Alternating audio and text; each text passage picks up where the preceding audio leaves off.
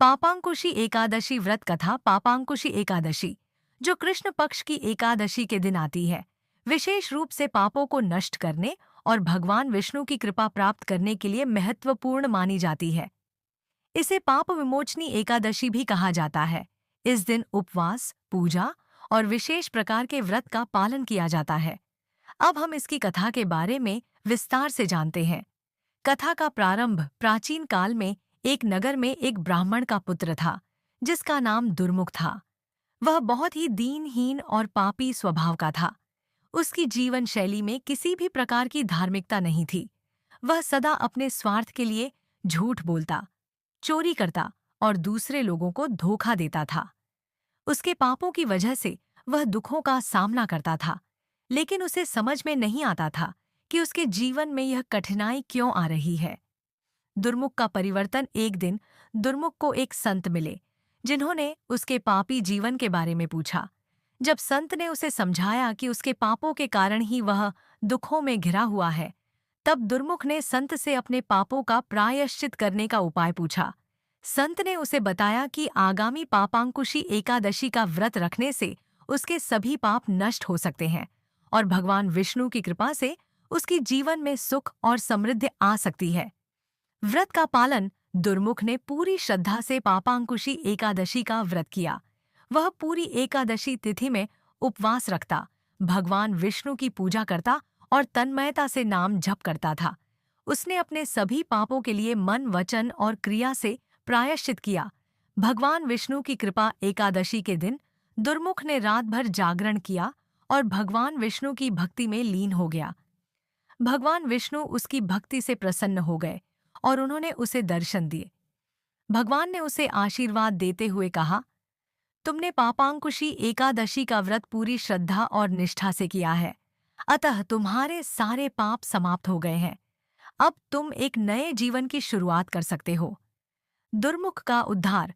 भगवान विष्णु की कृपा से दुर्मुख का जीवन पूरी तरह बदल गया। उसने अब पूरी तरह से पापों का त्याग कर दिया और धर्म के मार्ग पर चलने लगा। उसकी निष्ठा और श्रद्धा देखकर लोग उसकी सराहना करने लगे।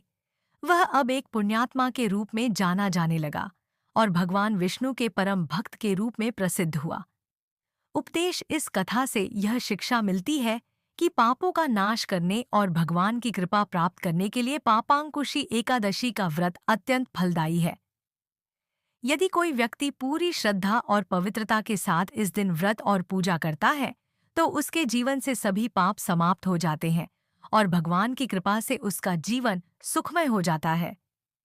निष्कर्ष। पापांकुशी एकादशी का व्रत न केवल पापों का नाश करने वाला है, बल्कि यह आत्मा के शुद्धिकरण और भगवान के साथ साक्षात्कार का एक उत्तम अवसर है। पापांकुशी एकादशी की एक और कथा। यह कथा भी प्राचीन काल के एक राजा और उनके मंत्री से संबंधित है, जो पापांकुशी एकादशी के महत्व को समझने के बाद बदल गए और अपनी जिंदगी में सुधार लाए। कथा का प्रारंभ प्राचीन काल में एक राजा थे, जिनका नाम पुंडरीकाक्ष था। वह अत्यधिक बलशाली और न्यायप्रिय थे, लेकिन एक बहुत बड़ी समस्या थी। राजा के पास कोई संतान नहीं थी। उन्हें अपनी संतान की कोई चिंता नहीं थी, लेकिन उन्हें यह चिंता थी कि उनके राज्य का भविष्य क्या होगा। उन्होंने बड़े बड़े तंत्र मंत्रियों से उपाय पूछे, लेकिन कोई भी उपाय कारगर नहीं हो पाया। राजा ने एक दिन अपने मंत्री से पूछा कि राज्य की खुशहाली और अपनी संतान के लिए वह क्या करे। मंत्री ने उन्हें बताया, राजन, आप इस साल की पापांकुशी एकादशी का व्रत करें, क्योंकि इस दिन भगवान विष्णु की विशेष कृपा प्राप्त होती है। इस व्रत से न केवल पाप समाप्त होते हैं, बल्कि समृद्धि और संतान की प्राप्ति भी होती है। पापांकुशी एकादशी का व्रत। राजा ने मंत्री की बात मानी और पापांकुशी एकादशी के व्रत का संकल्प लिया।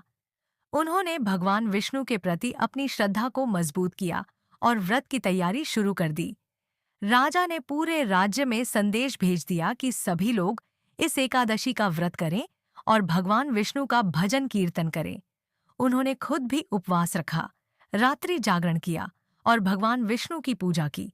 राजा ने इस दिन विशेष रूप से गरीबों को दान दिया, ब्राह्मणों को भोजन कराया और मंदिर में भगवान विष्णु की विधिपूर्वक पूजा अर्चना की। वह पूरे दिन अपने पापों का प्रायश्चित करते हुए भगवान से आशीर्वाद की प्रार्थना करते रहे। भगवान विष्णु की कृपा राजा पुंडरीकाक्ष ने इस एकादशी व्रत को पूरी निष्ठा से किया। व्रत समाप्त होने के बाद रात को भगवान विष्णु उनके दर्शन के लिए प्रकट हुए। भगवान विष्णु ने कहा, हे राजन, तुमने इस एकादशी व्रत को पूरी श्रद्धा से किया है, अतः तुम्हारे पाप समाप्त हो गए हैं और तुम्हें संतान का सुख भी मिलेगा। तुम जो चाहते हो वह सब तुम्हें मिलेगा।